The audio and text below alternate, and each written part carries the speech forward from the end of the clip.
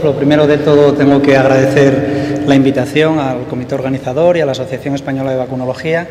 En este momento convulso que vivimos con las vacunas en España, es muy importante que las asociaciones que nos dedicamos a defender las vacunas y la salud de los niños pues estemos juntas, y como veis, periódicamente surgen comunicados entre la Asociación Española de Vacunología, la Sociedad de Medicina Preventiva, Salud Pública y Higiene y la Asociación Española de Pediatría, y esto es muy importante.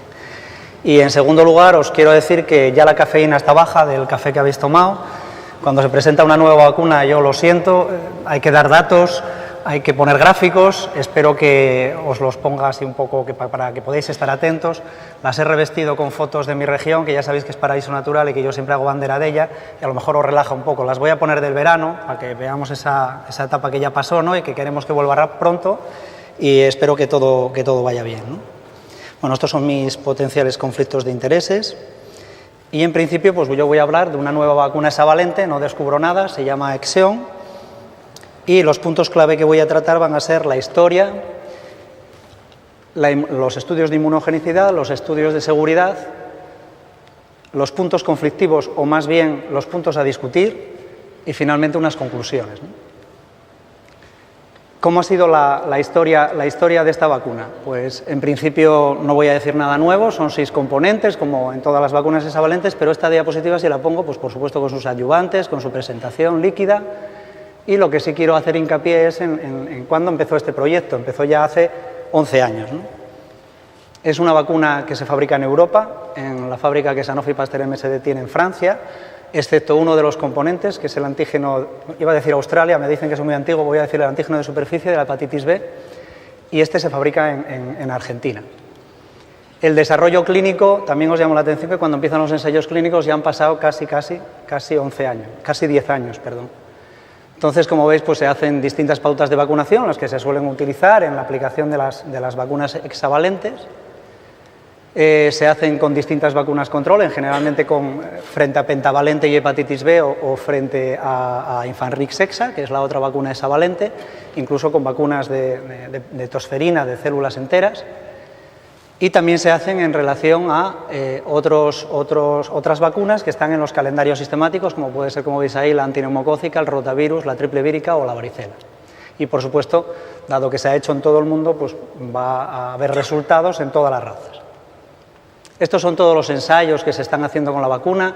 Lo que os puede llamar la atención es este que hay aquí de España, que están haciendo el grupo de Javier Díez y de Federico Martinón, con una vacuna hexavalente con la pauta hexa-penta-hexa, que por ejemplo en mi comunidad nos vendría muy bien. Se han hecho estudios de inmunogenicidad y, como sabéis, al principio todas las vacunas lo que se intenta es que haya estudios de no inferioridad, ¿no?, tanto con todos los antígenos, con la hepatitis B, que puede ser el más polémico, y también contra el resto de los antígenos. Y, por supuesto, tienen estudios de seguridad, como nos han contado ahora, siguiendo las pautas habituales de acontecimientos inmediatos a la media hora, investigados durante una semana, de notificación espontánea un mes y acontecimientos adversos graves durante 6 meses. Ya os adelanto que no ha tenido ningún acontecimiento adverso grave. Y entonces todo esto se presenta a las agencias reguladoras, en este caso a la EMA, en este caso se presentó el 21 de febrero de este año, y se da la opinión positiva de la misma y ya se siguen los pasos para su comercialización. Tiene una característica esta vacuna, y es que tiene 3 nombres, curiosamente. Un nombre que es para fuera de la Unión Europea, que se llama Exacin, o sea que los estudios que vais a ver y que os voy a poner luego son totalmente equivalentes a Exion, lo que pasa que van a llevar ese nombre porque se han hecho en los países donde esta vacuna se llama Exacin, ¿no? Luego tiene un nombre para los países del este, que no estén en la Unión Europea, que se llama Exacima, y finalmente para los nuestros, para los de la Unión Europea, pues se va a llamar Exion. ¿Hay alguna diferencia en la composición con la vacuna que ya teníamos ahora, con Infanrix Hexa? Pues hombre, aquí tenéis la composición de las dos. Lo primero que llama la atención es que en difteria pues tiene una concentración de mayor o igual a 20 unidades internacionales. Cumple, por supuesto, todos los criterios que nos piden las agencias reguladoras para estas cosas. Nos piden que haya algo más de 20, hay más de 20. En cuanto a tétanos es exactamente igual que Infanrix Hexa. En la composición de los componentes de la tosferina tiene tosoide pertúsico y hemaglutinina filamentosa exactamente con las mismas concentraciones que Infanrix Hexa. Os llamará la atención que no tiene pertactina. En cuanto a la polio son exactamente iguales. Y en cuanto al componente del hemófilus, el polirribosil fosfato, pues tiene una concentración superior, es una concentración de 12 microgramos cuando Infanrix EXA tiene 10, cumple todos los criterios de la farmacopea europea y está conjugado con tozoide tetánico. Y finalmente os tengo que decir que tiene como ayudante el hidróxido de aluminio y con una concentración un poco más baja, y como veis también tiene el antígeno de superficie de la hepatitis B con la misma concentración que Infanrix EXA. En el caso de este antígeno es un antígeno de nueva producción que se ha hecho específicamente para esta vacuna, como os digo, en Argentina, para combinarlo con esta vacuna hexavalente, y la característica diferencial que tiene es que la levadura que se utiliza no es la Saccharomyces que todos conocemos, sino la Hansenula polimorfa, que como veis es esta imagen tan bonita. Se han hecho distintos ensayos clínicos aleatorizados, es una levadura que no plantea mayores problemas y que su antígeno de superficie, pues también vais a ver que tiene una inmunogenicidad y una seguridad absolutamente comparable con lo que ya conocíamos. ¿Hay diferencias en la presentación de las dos vacunas? Pues está claro que sí. En este caso, esta nueva vacuna es una vacuna líquida, se presenta en jeringa precargada, que nos vamos a evitar estos pasos. Los que trabajamos en atención primaria sabemos que esto puede ser muy importante, sobre todo para las vacaciones, cuando llegan profesionales nuevos, que son jóvenes, no se atreven a preguntar a los que están al lado, no miran bien la ficha técnica, y por tanto vamos a intentar evitar errores, dado que no hay que andar mezclando ni el líquido, el disolvente ni el polvo, ¿no? ¿Qué estudios de inmunogenicidad hay? Por favor, tener paciencia, ya os digo, esto es así. Vamos a ver primero con la hepatitis B, y por supuesto este antígeno, al ser un antígeno de superficie nuevo, lo vamos a comparar pues, con el que ya conocemos, con Engerix B, y luego vamos a hacer comparaciones con la pentavalente y el Engerix B y con la hexavalente, ¿no? Entonces vamos a comparar ese nuevo antígeno con Engerix B y lo que se han hecho ha sido estos, hay muchos estudios, os traigo una selección de ellos. En este caso se ha hecho en Argentina y en Uruguay, con la pauta habitual de 0, 1 y 6 meses, aleatorizado controlado, observador, etc. Y estas son las gráficas que tenemos, ¿no?, de ellos. Podéis ver aquí cómo después de la tercera dosis, pues el porcentaje de pacientes pues es semejante entre los dos antígenos, ¿no? Se llega al 100% en la vacuna nueva, pero en Infanrix EXA en Engerix B se llega al 95,9 o al 99,4, ¿no? Sin embargo, lo que llama la atención es que los GMT son más altos en el nuevo antígeno de superficie. Lo podéis ver en azulito, no sé cómo se ve desde ahí atrás, o el grupo control, que es Engerix B. En cuanto a la comparación, como veis pongo Hexasin, el láser, la verdad es que funciona fatal, Hexasin y contra Pentasin y Engerix B, pero vamos, que es equivalente a Pentavac y Exio. Pues tenemos este trabajo de Turquía, en el cual, bueno, no os vais a parar ahí, es una gráfica muy difícil de ver. Es esto lo que vamos a ver ahora, el antígeno de la hepatitis B, y entonces os lo pongo un diagrama de barras que se ve como mucho mejor, ¿no?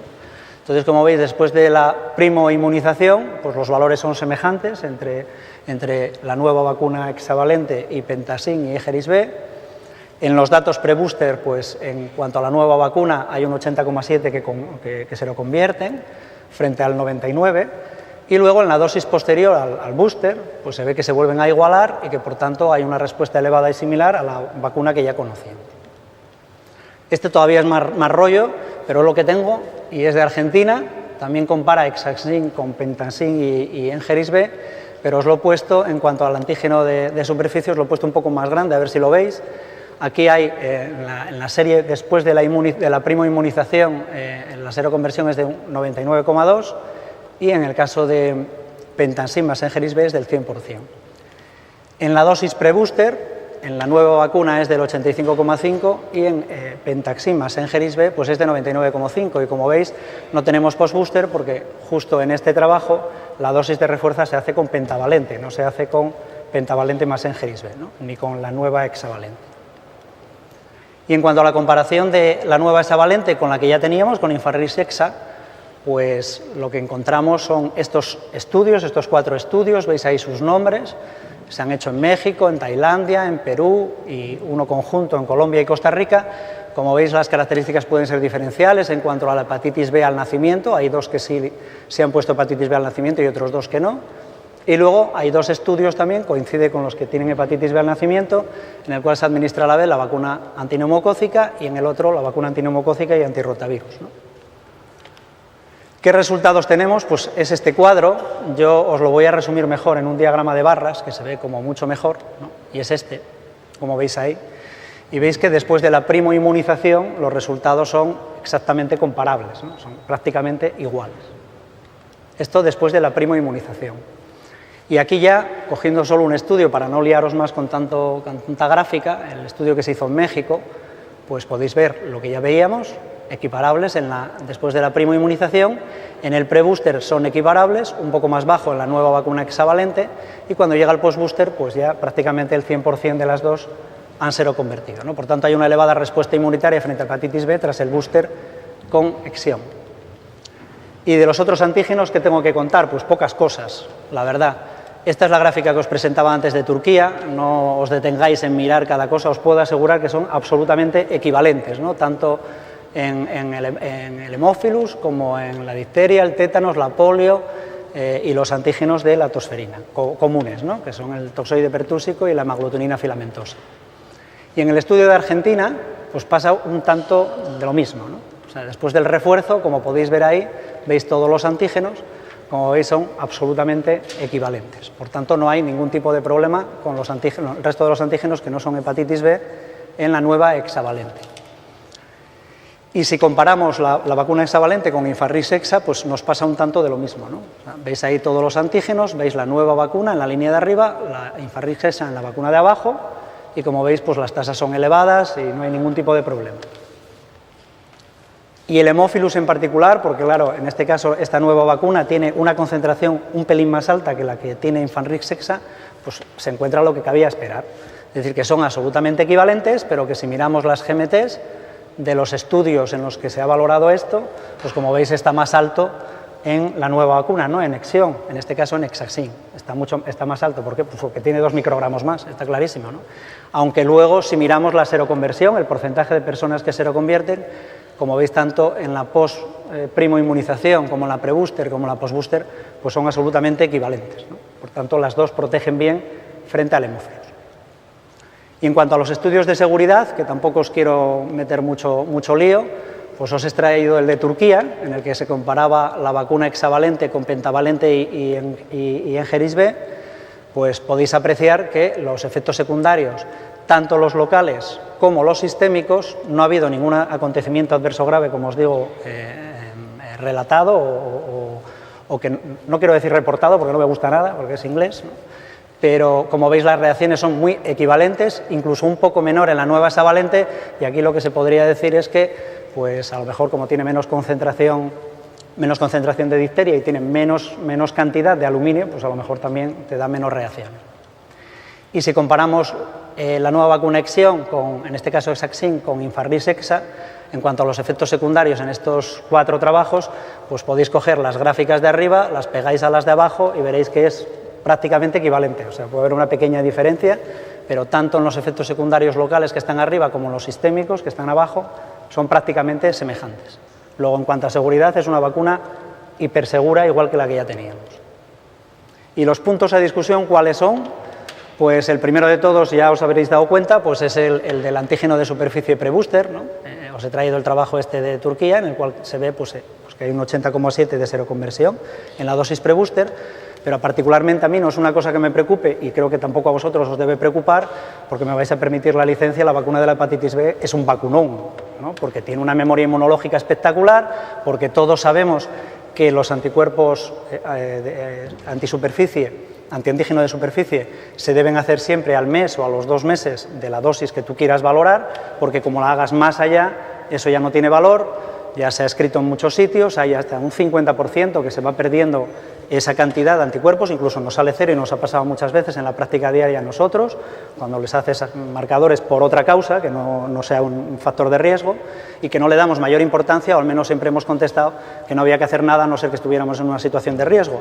No me preocupa para nada que hayan bajado ese porcentaje de seroconversión antes del booster, porque como habéis visto después del booster, cuando se le da la dosis de recuerdo, eso se recupera y no hay ningún tipo de problema. Por tanto, uno de los puntos a discutir yo la verdad es que no lo veo.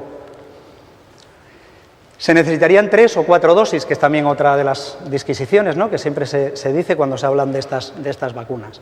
Bueno, pues no, por favor no lo leáis, Esto de las fichas técnicas pues es para los que les gusta esto. Pero os puedo decir que en Infanrix-Hexa, en cuanto a datos clínicos, indicaciones terapéuticas y vacunación primaria, es exactamente igual que la indicación, algún cambio de alguna palabra, pero exactamente igual que las indicaciones terapéuticas y la vacunación primaria. Y donde viene la cuestión es en la vacunación de recuerdo, en el cual Infanrix-Hexa tiene autorizada la pauta de 2+1, es decir, 2 dosis en el primer año y una segunda dosis entre los 11 y los 13 meses de edad. Exeon está trabajando en ello, supongo que en breve pues, se publicarán los ensayos clínicos y se autorizará también esta indicación. Y luego lo que sí nos dice es que cuando ponemos 3 dosis, que es lo que hacemos aquí en España, pues lo que nos dice en la ficha técnica de Infanrix-Hexa es que hay que administrar una dosis de recuerdo al menos 6 meses después de la última dosis de primo vacunación y preferiblemente antes de los 18 meses. Y por supuesto nos ponen que se debe administrar de acuerdo a las recomendaciones oficiales, pero que como mínimo se debe administrar una dosis de la vacuna del hemófilus, ¿no? Si nos vamos a la ficha técnica de Exeon, pues es exactamente lo mismo. Tras las 3 dosis de vacunación primaria con Exeon se debe administrar una dosis de recuerdo, preferentemente en el segundo año de vida y al menos 6 meses después de la última dosis, y que también se deben administrar con arreglo a recomendaciones oficiales y que también tiene que haber al menos una dosis de hemófilus. Salvo la diferencia de que Exeon no tiene el 2+1, yo no le veo mayor diferencia, ¿no? Por tanto, en teoría, y según la ficha técnica, para las dos serían 4 dosis. Pero también nos dicen las recomendaciones oficiales. Y aquí, actualmente, Salud Pública ha decidido que son 3 dosis. Y que yo sepa, no ha habido fallos de vacunación en cuanto a hepatitis B, salvo en esas familias de riesgo que de todas formas hubiera fallado, le hubiéramos puesto 10, 20 o 50, ¿no? Entonces, esto es lo que dice la ficha técnica. Aquí en España estamos acostumbrados a 2, 4, 6. Yo no le veo mayor problema y os pongo los calendarios que hay en Europa. Y como veréis, pues hay mucha variedad, pero por ejemplo la 3+1 la tienen Alemania o Bélgica. Incluso hay un país como Holanda que pone 3 dosis en el primer año y la dosis de refuerzo la pone a los 11 meses. Y en cuanto a las pautas 2+1 que tiene autorizado Infanrix-Hexa, pues como veis hay países como Austria o incluso Francia, ¿no?, que ponen 2 dosis y luego ponen una dosis a los 11 o a los 12 meses. Luego cada país puede hacer lo que quiera en cuanto a recomendaciones oficiales. Aquí se ponen 3 dosis en el primer año y a mí me parece bien. ¿Qué valor tiene el número de componentes de la tosferina celular? Desde luego en esto no soy un experto, Magda sí, pero yo no soy un experto.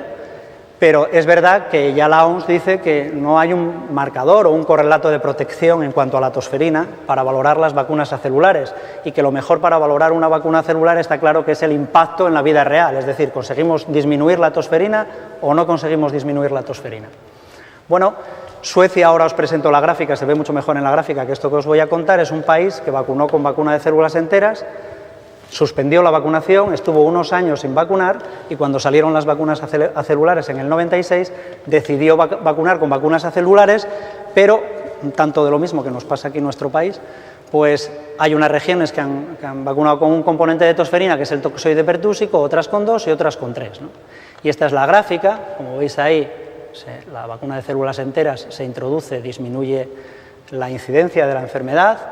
Deja de vacunarse con esta vacuna, se incrementa la enfermedad, se vacuna con tosferina celular y disminuye la epidemia. Luego en Suecia les dio igual poner una vacuna de tosferina de un componente, de 2 o de 3.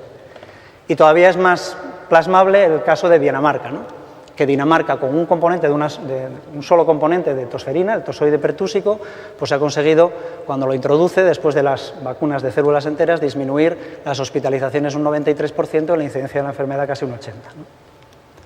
Por tanto, ¿qué es lo que me preocupa a mí de la vacuna de la tosferina celular? No me preocupa que tenga 1, 2, 3 o 5, me preocupa que son malas vacunas. A ver, es lo que tenemos y oye, cuidado, que no se me entienda mal. Es una vacuna que no es perfecta. Entonces sabemos que la vacuna de células enteras podría durar 5, 10, 15 años, mientras que las vacunas acelulares más de 4 o 5 años no nos mantienen la inmunidad.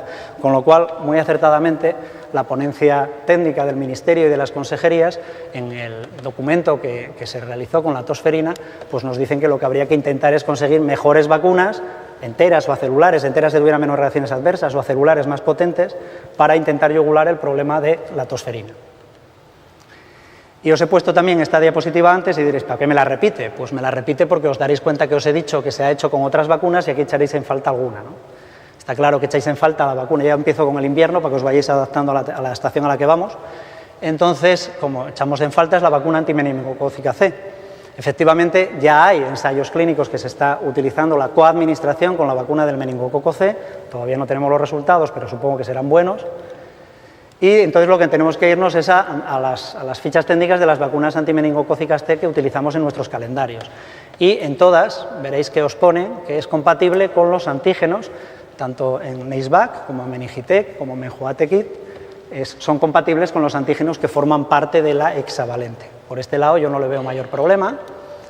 Y por otro lado, también es verdad, en la ponencia técnica, también en el documento que se hace del meningococo C, también en la ponencia técnica se hace alusión a algo que ya conocemos, y es que si se administran a la vez que las vacunas de células enteras, no se producen estos problemas, pero cuando las administras a la vez que las vacunas acelulares, las concentraciones geométricas de anticuerpos bactericidas frente al meningococo C disminuyen, pero sin embargo, una frase que se pone en esta ponencia es que las proporciones de sujetos que alcanzan títulos protectores de anticuerpos bactericidas pues no varía.